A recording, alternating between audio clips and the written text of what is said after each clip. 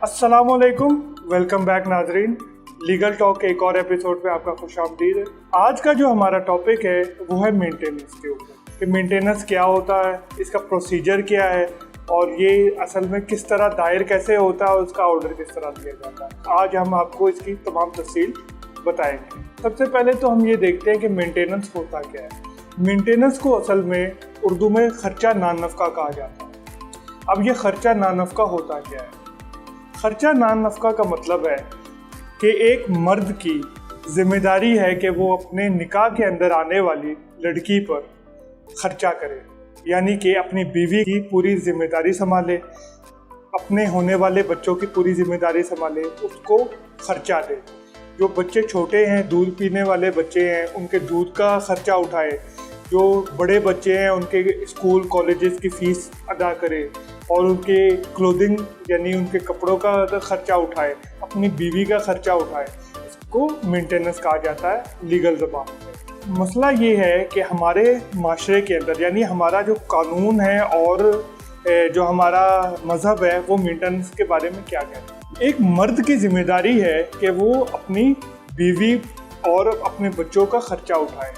ये गिवन है हमारे मज़हब में भी और हमारे कानून में भी। लेकिन ट्रबल यहाँ पर ये है कि जो मर्द हैं वो अक्सर औकात इसका पालन नहीं करते, यानी कि वो खर्चा नहीं देते, अपनी बीवी को तंग करते हैं, अपने बच्चों को तंग करते हैं, उनका खर्चा नहीं उठाएंगे, उनका स्कूल की फीसेस अदा नहीं करेंगे, उनकी क्लोथिंग के ऊपर, उनके कपड़ों के ऊपर, उनके खाने के ऊपर ज़्यादा तवज्जो नहीं देते, जो कि एक बहुत ही बिटर रियलिटी है इस सोसाइटी में।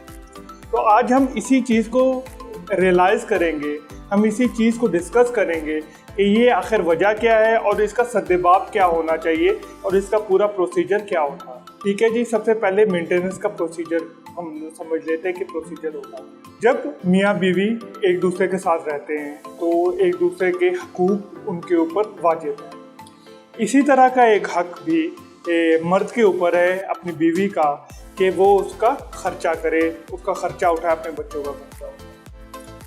तो जब लड़की ये देखती है कि उसका खर्चा पूरा नहीं हो रहा, उसके बच्चों का खर्चा पूरा नहीं हो रहा, मर्द जो है उस पर जुल्म कर रहा है, उसका खर्चा पूरा नहीं करता, उसके खाने पे तवज्जो नहीं देता, उसके बच्चों के स्कूल कॉलेजेस का खर्चा नहीं उठाता, उसके बच्चों के दूध का खर्चा नहीं उठाता, तो औरत मेंटेनेंस का दावा करती है अपने मियाँ के ऊपर। ये सिर्फ उस वक्त नहीं होता जब वो साथ रह रहे हो। अगर मर्द लड़की को तलाक भी दे दे तब भी जो लड़की है वो अपने एक्स शौहर के ऊपर मेंटेनेंस का दावा कर सकती है और ये दावा सिविल कोर्ट के अंदर होता है। वो ये दावा इस बुनियाद के ऊपर करती है कि ये इसका इतना हक बनता है, इसकी इतनी सैलरी है और ये इतनी सैलरी मंथली ले रहा है, तो ये मेरे बच्चों का खर्चा पूरा करे और मेरा जो भी खर्चा होता है महीने का वो भी पूरा करे। तो सबसे पहले दावा दायर होता है सिविल कोर्ट के अंदर। दावा दायर हो गया, उसके अंदर फिर जो डिफेंडेंट होता है यानी जो मर्द होता है उसको नोटिसेस जाते हैं कोर्ट की तरफ से। ठीक है, कोर्ट की तरफ से नोटिस जाते हैं। ये 3 डेट्स के अंदर नोटिसेस होते हैं, 3 दफ़ा।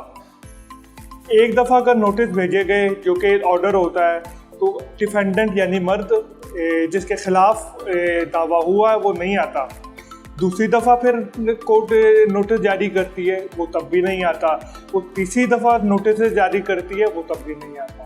फिर जो कोर्ट है वो family court act 1964 section 17A के तहत एक इंटरिम मेंटेनेंस जो है वो उसका ऑर्डर कर देती है। इंटरिम मेंटेनेंस क्या होता है? इंटरिम मेंटेनेंस का मतलब होता है एक मखसूस रकम दावे के शुरू के अंदर मखसूस कर देना डिफेंडेंट के ऊपर कि वो जब तक ये केस चल रहा है इतना मखसूस जो अमाउंट है वो अपनी बीवी को और अपने बच्चों को पे करे हर महीने। और जब ये दावा मुकम्मल हो जाएगा यानी कि जब इसका ऑर्डर हो जाएगा तो तब ये इंटरिम बंद हो जाएगा और उसके बाद मुकम्मल तौर के ऊपर जो है वो मेंटेनेंस की जो अमाउंट है वो उसके ऊपर लागू कर दी जाए। Family courts act 1964 section 17A के तहत इंटरिम मेंटेनेंस दिया जाए। हम कह रहे थे कि अगर वो ना आए, ठीक है, अगर वो नहीं आता तो तो सबसे पहले उसको नोटिस जाते हैं, नोटिस के बाद फिर अखबार में इश्तिहार जाता है, अखबार में इश्तिहार के बाद चस्पांदगी होती है, ठीक है। चस्पांदगी के बाद फिर यकतरफा कार्रवाई अमल में लाई जाती है, यकतरफा कार्रवाई होके फिर एक ऑर्डर हो जाता है और ऑर्डर के तहत जो रकम होती है, जो अमाउंट होती है मेंटेनेंस की, वो कोर्ट मखसूस कर देती है डिफेंडेंट की।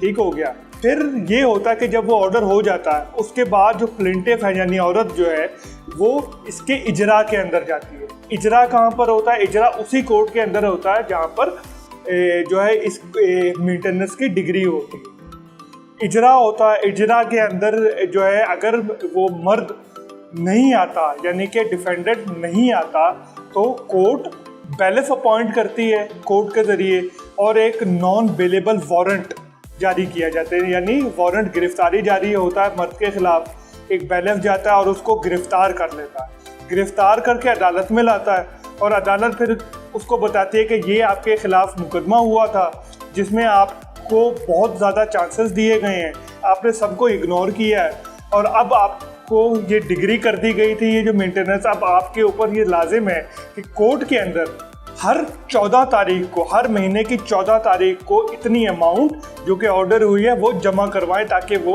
एक कोर्ट के ज़रिए ही कि बीवी को यानी औरत को मिल सके। ठीक है, ये जो मेंटेनेंस की अमाउंट है ये हर 14 तारीख को, हर महीने की 14 तारीख को औरत को मिलती है। तो ये जो कोर्ट ऑर्डर करती है गिरफ्तार करने का, ये किस ताकत के तहत वो ऑर्डर करेगी?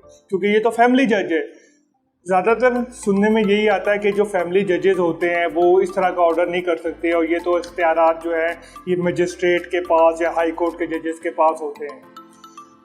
ऐसा बिल्कुल भी नहीं है। सेक्शन 20 फैमिली कोर्ट्स एक्ट 1964 के तहत जो फैमिली जज होता है उसके पास मजिस्ट्रियल पावर्स होती है, यानी मजिस्ट्रेट की पावर्स होती हैं उसके पास और वो किसी भी स्टेज के ऊपर किसी को भी गिरफ्तार करने का ऑर्डर दे सकता है। यहाँ पर हमारा ये टॉपिक एंड हुआ। उम्मीद है आपको इन्फॉर्मेशन मिली होगी इस चीज़ की। Until next time, take care. अगर आपने इस चैनल को सब्सक्राइब नहीं किया तो सब्सक्राइब कीजिए और घंटी को दबाइए। Thank you.